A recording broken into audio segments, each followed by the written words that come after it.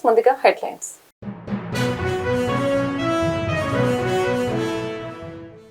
AP మంత్రివర్గ సమావేశంలో కీలక నిర్ణయాలు తీసుకున్న కూటమి ప్రభుత్వం.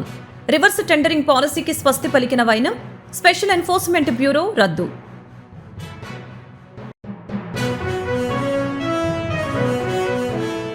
నూజివీడు IIITలో చదువుతున్న విద్యార్థులు అనారోగ్యం పాలవుతుండటంపై స్పందించిన మంత్రి పార్థసారథి. అనారోగ్యానికి గురైన విద్యార్థులకి మెరుగైన వైద్యం అందించాలని అధికారులకి ఆదేశం.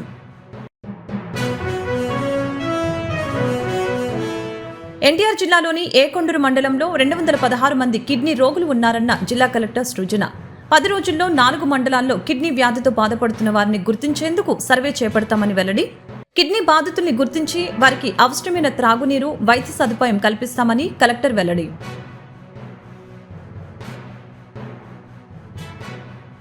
ముఖ్యమంత్రి చంద్రబాబు నాయుడు అధ్యక్షతన సచివాలయంలో ఏపీ కేబినెట్ భేటీ జరిగింది. ఈ సమావేశంలో మంత్రివర్గం పలు కీలక నిర్ణయాలు తీసుకుంది.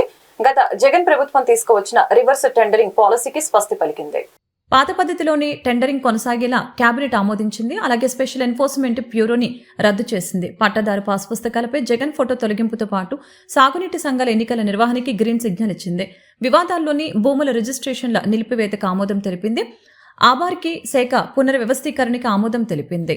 అలాగే పోలవరం ఎడమ కాలువ పనులు పునరుద్ధరణకి కేబినెట్ ఆమోదించడంతో పాటు ప్రస్తుతం పనిచేస్తున్న గుత్తేదారు సంస్థని కొనసాగించాలని నిర్ణయించింది.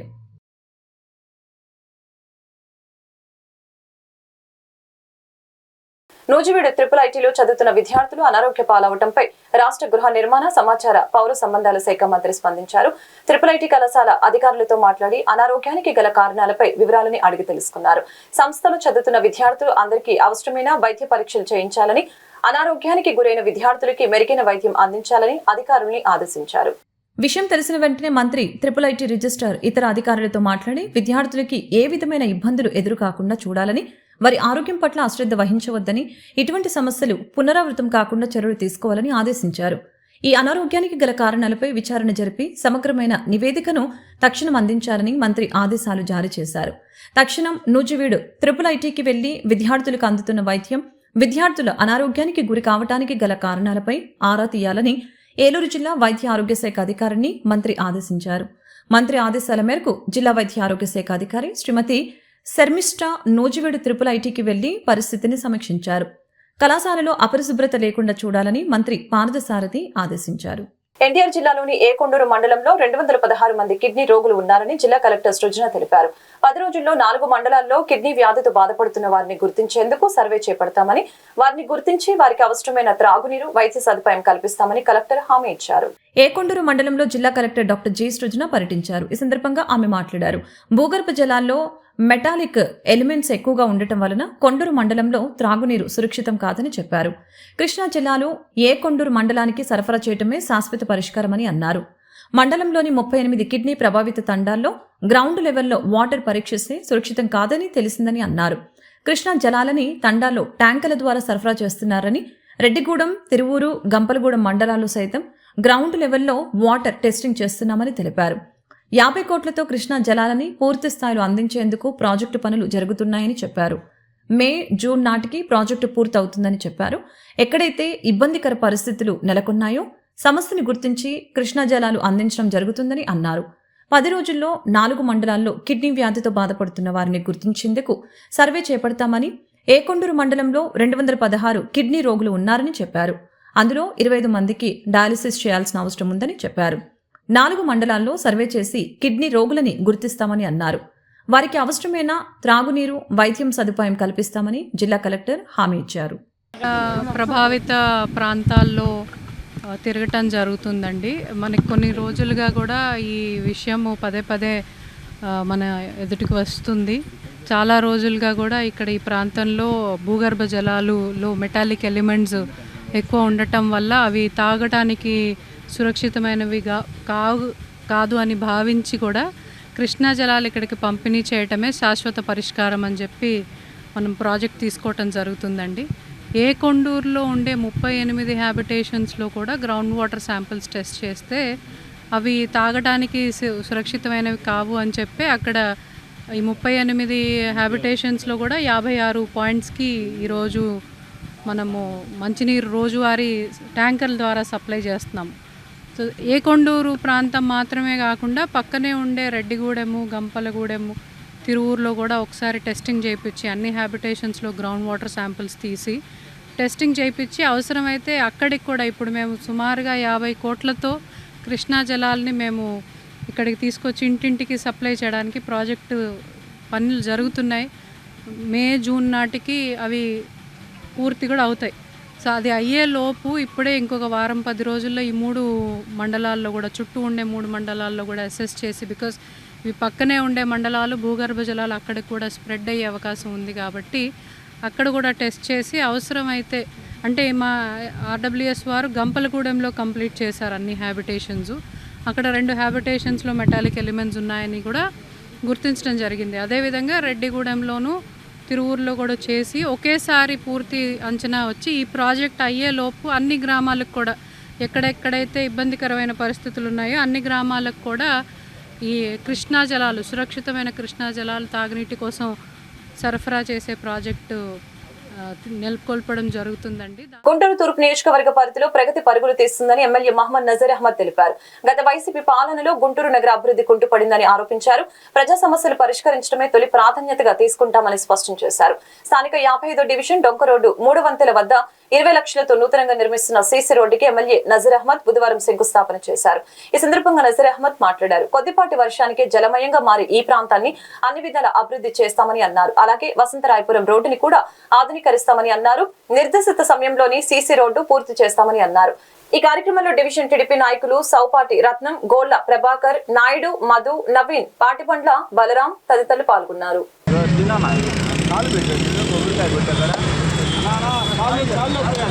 అడిగా దేవుడిది అది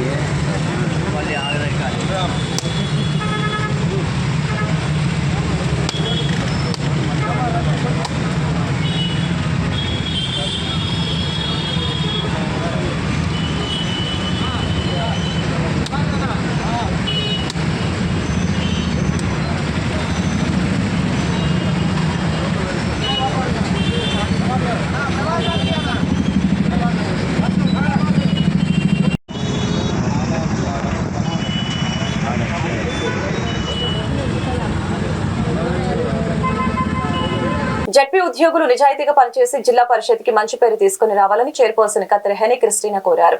ఎన్డీఏ కూటమి ప్రభుత్వ పాలనలో పంచాయతీలకి మంచి రోజులు రానున్నాయని చెప్పారు. త్వరలోనే జడ్పీ భవన నిర్మాణం జరుగుతుందని ఆశాభావం వ్యక్తం చేశారు. గుంటూరు జిల్లా ప్రజా పరిషత్ చైర్పర్సన్ కత్తెర హెనీ క్రిస్టినా సురేష్ జన్మదిన వేడుకలు జడ్పీ మీటింగ్ హాల్లో బుధవారం ఘనంగా జరిగాయి. ఈ సందర్భంగా ఏర్పాటు చేసిన బర్త్డే కేక్ ని క్రిస్టినా కట్ చేసి జడ్పీ ఉద్యోగులతో ఆనందాన్ని పంచుకున్నారు. ఈ మేరకు క్రిస్టినా మాట్లాడారు. ఢిల్లీలో జరిగిన స్వాతంత్ర దినోత్సవ వేడుకలకి రాష్ట్రం నుంచి వెళ్లిన ఏకైక వ్యక్తిగా తనకు అరుదైన గౌరవం లభించిందని గుర్తు చేశారు. జిల్లా పరిషత్ అభివృద్ధి ఇక బ్రహ్మాండంగా జరుగుతుందని తెలిపారు. పారదర్శకంగా జడ్పీ ఉద్యోగుల బదిలీలు జరుగుతాయని పేర్కొన్నారు. అందరి చేత అమ్మ అని పిలిపించుకున్నానని, ధన్యురాలనని అన్నారు.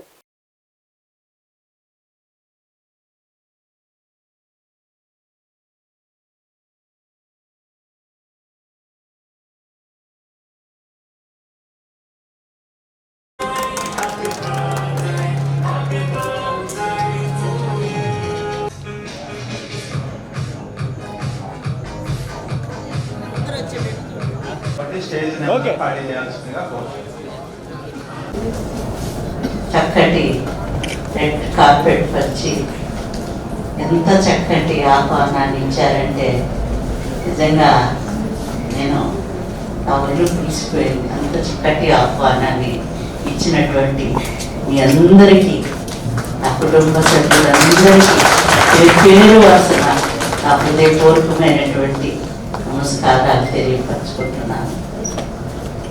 ఇప్పటి వరకు సారోళ్ళు, స్టాఫ్ అందరూ మాట్లాడారు. ఎంతో చక్కగా మాట్లాడారు, పొగిడారు బాగా. కానీ మరి నేను అంత చేశానో లేదో నాకైతే తెలియదు. కానీ ఇంకా చేయాల్సింది ఉంది. ఇప్పటి వరకు చేసింది నేను తక్కువే. ఇంకా నేను ఎంతో చేయవలసింది ఉంది. కానీ మీ అభిమానం, మీ ప్రేమ, మీ మనసులో ఉన్నటువంటి, నా పట్ల మీ మనసులో ఉన్నటువంటి ప్రేమని మీ అందరూ వ్యక్తపరుచుకున్నందుకు పేరు పేరు వరుసన నా హృదయపూర్వకమైనటువంటి నమస్కారాలు. విద్యుత్ ఉద్యమంలో అసువులు బాసిన అమరవీరుల స్ఫూర్తితో విద్యుత్ సంస్కరణ, స్మార్ట్ మీటర్ల బిగింపు, విద్యుత్ ఛార్జీల పెంపుకి వ్యతిరేకంగా ఐక్యంగా ఉద్యమించాలని వామపక్ష పార్టీలు పిలుపునిచ్చాయి. 2/7 బ్రాడీపేట సిపిఎం జిల్లా కార్యాలయంలో విద్యుత్ అమరవీరుల సంస్మరణ కార్యక్రమం జరిగింది. తొలుత అమరుల చిత్రపటానికి వి రాధాకృష్ణమూర్తి పూలమాలలు వేసి ఘనంగా నివాళులర్పించడం జరిగింది. ఈ సందర్భంగా సిపిఎం జిల్లా కార్యదర్శి పాసన్ రామారావు మాట్లాడారు. 2000 సంవత్సరాల నాటి ఉమ్మడి రాష్ట్రంలో తెలుగుదేశం ప్రభుత్వం విద్యుత్ సంస్కరణల పేరుతో విద్యుత్ ఛార్జీలు పెద్ద ఎత్తున పెంచిందని తెలిపారు. దీనికి నిరసనగా వామపక్ష పార్టీలు దశల వారీగా ఆందోళన చేశాయని అన్నారు. ఈ కార్యక్రమంలో సిపిఎం జిల్లా నాయకులు Y Netaji, Eemani Apparao, Bairagani Srinivasarao, MA Chisti, Y Krishnakanth, Kakumanu Nageswararao, Y Krishna, Akbar, Venugopalarao, Mutyalarao, Kasim, Shaheed తదితరులు పాల్గొన్నారు.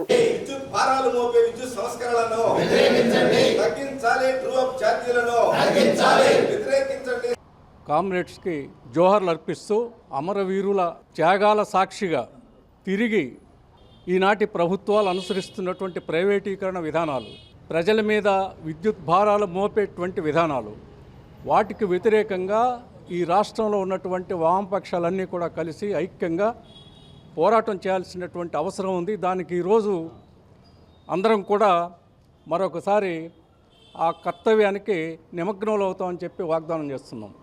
ఇవాళ చంద్రబాబు నాయుడు గారు ఆ రోజు ప్రవేశపెట్టినటువంటి ఆ విద్యుత్ సంస్కరణలు ఈ రోజుకి కొనసాగుతూనే ఉన్నాయి. ఆ ప్రయత్నాలు ఆపలేదు.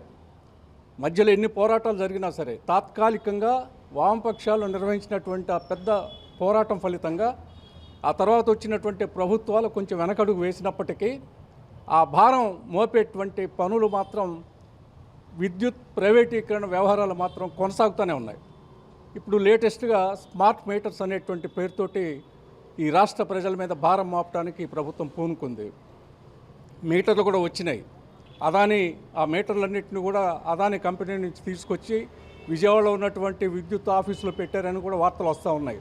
అంటే ఇంత స్పీడ్గా వీటిని అమలు జరపడానికి ఇప్పుడు ఉన్నటువంటి ప్రభుత్వం పూనుకుంటూ ఉంది. ఈ సందర్భంగా ఒకటే హెచ్చరిక చేస్తున్నాం. ఆ రోజు విద్యుత్ సంస్కరణలను ప్రారంభించినటువంటి చంద్రబాబు నాయుడు గారికి ఏ గది అయితే పట్టిందో, ఈ విద్యుత్ సంస్కరణలో కొనసాగింపుగా ఈ స్మార్ట్ మీటర్స్ అనేటువంటి వాటిని ఇంట్రడ్యూస్ చేస్తే, ప్రవేశపెడితే తిరిగి అదే గుణపాఠం ప్రజలు నేర్పుతారని చెప్పి హెచ్చరిక చేస్తున్నాం. దీనికి అనుగుణమైనటువంటి పద్ధతుల్లో ఈ విద్యుత్ ప్రైవేటీకరణకు వ్యతిరేకంగా వామపక్షాలన్నీ తీవ్రమైనటువంటి పోరాటాలకు సిద్ధమవుతాయని కూడా హెచ్చరిక చేస్తున్నాం. 2000 సంవత్సరంలో ఆనాడు ఉన్నటువంటి ఉమ్మడి రాష్ట్రానికి ముఖ్యమంత్రిగా ఉన్నటువంటి చంద్రబాబు నాయుడు గారు విద్యుత్ సంస్కరణల పేరుతోటి విద్యుత్ ఛార్జీలు విపరీతంగా పెంచారు. ఆ విద్యుత్ సంస్కరణలను వ్యతిరేకిస్తూ రాష్ట్ర వ్యాప్తంగా పెద్ద ఎత్తున 9 వామపక్షాల ఆధ్వర్యంలో ఆందోళన జరిగింది. దశల వారీగా జరిగినటువంటి ఆందోళనలో చివరి దశగా చలో అసెంబ్లీకి పిలుపునివ్వడం జరిగింది. ఆ చలో అసెంబ్లీలో వేల మంది ప్రజలు చాలా మిలిటెంట్గా ఆందోళన చేశారు. ఆ ఉద్యమం మీద రాష్ట్ర ప్రభుత్వం, ఆ రోజు చంద్రబాబు నాయుడు ప్రభుత్వం కాల్పులు జరిపింది. ఆ కాల్పుల్లో సత్తెనపల్లి రామకృష్ణ, బాలస్వామి, విష్ణువర్ధన్ రెడ్డి ముగ్గురు చనిపోయారు. వందల మందికి గాయాలు తగిలినటువంటి నేపథ్యం ఉంది. ఆ ఉద్యమ ఫలితంగానే ఆ తర్వాత వచ్చినటువంటి ప్రభుత్వాలు 10 సంవత్సరాల పాటు విద్యుత్ ఛార్జీలు పెంచడానికి భయపడినటువంటి చరిత్ర ఈ రాష్ట్రంలో ఉంది. ఆ చనిపోయినటువంటి వాళ్ళకి అసెంబ్లీలో సంతాపం ప్రకటించండి అని చెప్పేసి అంటే ఆ రోజు చంద్రబాబు నాయుడు గారు దానికి నిరాకరించినటువంటి చరిత్ర ఉంది. మళ్ళీ ఇప్పుడు మనం చూస్తూ ఉన్నాం, విద్యుత్ సంస్కరణల పేరుతోటి ట్రూ అప్ ఛార్జీలు, అదేవిధంగా సర్దుబాటు ఛార్జీలు, రకరకాల ఛార్జీల పేరుతో విద్యుత్ భారాలు మోపుతున్నారు. స్మార్ట్ మీటర్లు పెడుతున్నారు. స్మార్ట్ మీటర్లు కూడా పెద్ద కార్పొరేట్ సంస్థకి అదానీ కంపెనీకి ఇచ్చినటువంటి పరిస్థితి ఉంది. వ్యవసాయ పంపు సెట్లకు ఉచిత విద్యుత్ అన్నారు, వాటికి మీటర్లు పెడతా ఉన్నారు. ఈ నేపథ్యంలో విద్యుత్ సంస్కరణలు ఏ ప్రభుత్వం ఉన్నా మేము వ్యతిరేకిస్తాం. ఆ రోజు ఆ రాష్ట్ర అప్పుడు ఉన్నటువంటి ప్రభుత్వానికి పెట్టిన గతే ఈ విద్యుత్ సంస్కరణలు తెస్తే మీకు పడుతుందని చెప్పేసి తెలియజేస్తూ, ఈ విద్యుత్ సంస్కరణలకు వ్యతిరేకంగా, విద్యుత్ ఛార్జీల పెంపుకు వ్యతిరేకంగా ఈరోజు విద్యుత్ అమరవీరుల స్ఫూర్తితోటి ఆందోళన చేస్తామని చెప్పేసి సిపిఎం పార్టీగా వామపక్షాలుగా తెలియజేస్తున్నాం. కేరళ వరద బాధితులకి విజయవాడ కార్పొరేటర్లు నెల జీతం విరాళంగా ఇవ్వాలని కౌన్సిల్ తీర్మానించింది. ఇటీవల మృతి చెందిన కార్పొరేటర్లకి విజయవాడ కౌన్సిల్ ఘన నివాళులర్పించింది. కేరళ వరద బాధితులకి విజయవాడ కార్పొరేటర్ల నెల జీతం విరాళంగా ఇవ్వాలని కార్పొరేటర్ ఉమ్మడి వెంకటేశ్వరరావు కౌన్సిల్ సమావేశంలో ప్రతిపాదించారు. ఈ అంశంపై మేయర్ మాట్లాడుతూ అందరూ సభ్యుల ఆమోదం తీసుకుని కేరళ వరద బాధితులకి విరాళం ఇద్దామని అన్నారు. అంశంపై అందరూ కార్పొరేటర్లు సానుకూలంగా స్పందించారు. ఈ నేపథ్యంలో ఇటీవల మృతి చెందిన కార్పొరేటర్లకి విజయవాడ నగరపాలక సంస్థ ఘన నివాళులర్పించింది. పార్టీలకు అతీతంగా నగరపాలక సంస్థ కార్పొరేటర్లుగా పనిచేసి మృతి చెందిన ప్రజా ప్రతినిధులందరికీ నగరం మేయర్ అధ్యక్షతన సంతాపాన్ని తెలిపారు. సభ్యులు మొత్తం లేచి 2 నిమిషాల పాటు మౌనం పాటించి వారి ఆత్మకి శాంతి చేకూరాలని ఘనంగా నివాళులర్పించారు. సమస్యల్ని పరిష్కరించడంలో పాలకపక్షం ఘోరంగా విఫలం చెందిందని వెంటనే మేయర్ రాజీనామా చేయాలని BJP corporator B Vijay Kumar demand చేశారు. విజయవాడ నగరపాలక సంస్థ నందు నిర్వహించిన కౌన్సిల్ సమావేశంలో ఆయన మాట్లాడారు. నగరవాసులకి శుద్ధమైన నీటిని సరఫరా చేయలేని స్థితిలో నగరపాలక సంస్థ ఉందని తెలిపారు. నగరంలో దీర్ఘకాలికంగా ఉన్న సమస్యల్ని పరిష్కరించడంలో మేయర్ విఫలమయ్యారని అన్నారు. అనేక డివిజన్లు భూగర్భ డ్రైనేజీ సమస్య నగరవాసుల్ని పట్టిపీడిస్తుందని తెలిపారు. పాలకపక్షానికి ప్రజా సమస్యల కంటే కమిషన్ యావ ఎక్కువని ఎద్దేవా చేశారు. మేయర్గా విఫలం చెందడం జరిగింది. నగర మేయర్ వెంటనే రాజీనామా చేయాలి. విజయవాడలో కృష్ణానది పక్కన ఉన్నటువంటి విజయవాడలో సరైనటువంటి మంచినీటి సౌకర్యం కూడా కల్పించలేనటువంటి మేయరు విఫలం చెందారు. ఆ యొక్క పదవికి రాజీనామా చేయాలని చెప్పేసి మేము బీజేపీ తరఫు నుంచి కోరుకుంటున్నాం. అలాగే ఉన్నటువంటి తక్కువ టైంలో ఎప్పుడు కూలిపోతానో తెలియదు, ఎప్పుడు నేను వెళ్ళిపోతానో తెలియదు అని చెప్పేసి నగర మేయర్ గారు ఆవిడ కమిషన్ల కోసం వాటి కోసమే ఆశపడుతున్నారు తప్ప నగర మేయర్గా ఆయన విఫలం చెందారని చెప్పేసి ఈ సందర్భంగా తెలియజేస్తూ బీజేపీ తరఫున డిమాండ్ చేస్తుంది ఏంటంటే నగర మేయర్గా మీరు విఫలం చెందారు కాబట్టి వెంటనే రాజీనామా చేయాలి. ప్రజా సమస్యల్ని తెలుసుకుని వాటిని సాధ్యమైనంత త్వరగా పరిష్కార మార్గాలు చూపటమే తమ ప్రభుత్వ లక్ష్యమని తూర్పు నియోజకవర్గ ఎమ్మెల్యే గద్దె రామ్మోహన్ తెలిపారు. తూర్పు నియోజకవర్గం పరిధిలోని 19వ డివిజన్ లబ్బిపేట పోలీసు క్వార్టర్స్ రామాలయం వద్ద నుంచి ప్రజా సమస్యలపై శాసనసభ్యులు గద్దె రామ్మోహన్ పర్యటించారు.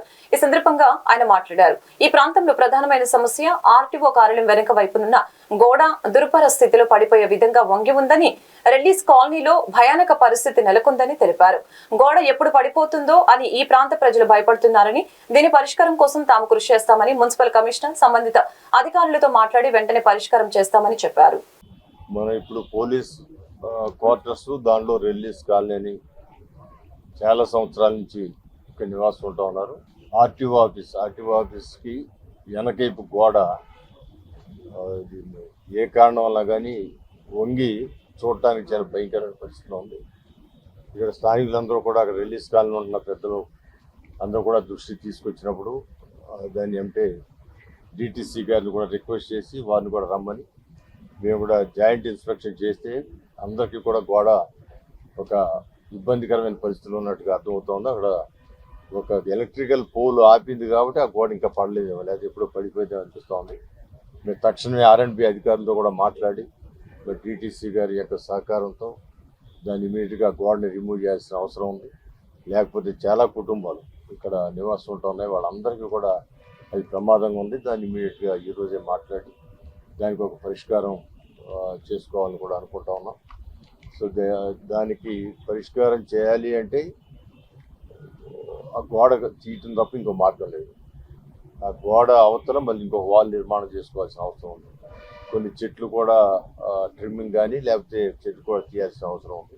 సో వీటన్నిటి దృష్ట్యా ఆ కుటుంబాలని వాళ్ళ యొక్క భద్రత కోసం, వాళ్ళ అవసరం కోసం అక్కడ ఇవన్నీ కూడా తక్షణం ఇది చేయాలి. నేను మున్సిపల్ అధికారులతోనూ, అదే డిటిసి గారితోనూ, అదే ఆర్ఎండ్బి వీళ్ళ ముగ్గురిని కూడా సమన్వయపరిచి దాన్ని ఇమీడియట్గా పరిష్కరిస్తామని కూడా తెలియజేస్తాం. వార్త ముగించే ముందు ముఖ్యాంశాలు మరొకసారి.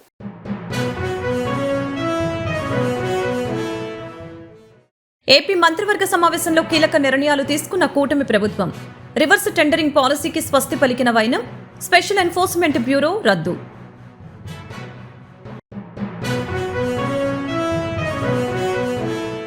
నూజివీడు ట్రిపుల్-ఐటీలో చదువుతున్న విద్యార్థులు అనారోగ్యం పాలవుతుండటంపై స్పందించిన మంత్రి పార్థసారథి. అనారోగ్యానికి గురైన విద్యార్థులకి మెరుగైన వైద్యం అందించాలని అధికారులకి ఆదేశం.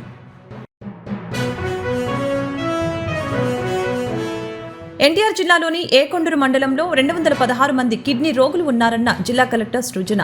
10 రోజుల్లో 4 మండలాల్లో కిడ్నీ వ్యాధితో బాధపడుతున్న వారిని గుర్తించేందుకు సర్వే చేపడతామని వెల్లడి. కిడ్నీ బాధితుల్ని గుర్తించి వారికి అవసరమైన త్రాగునీరు, వైద్య సదుపాయం కల్పిస్తామని కలెక్టర్ వెల్లడి.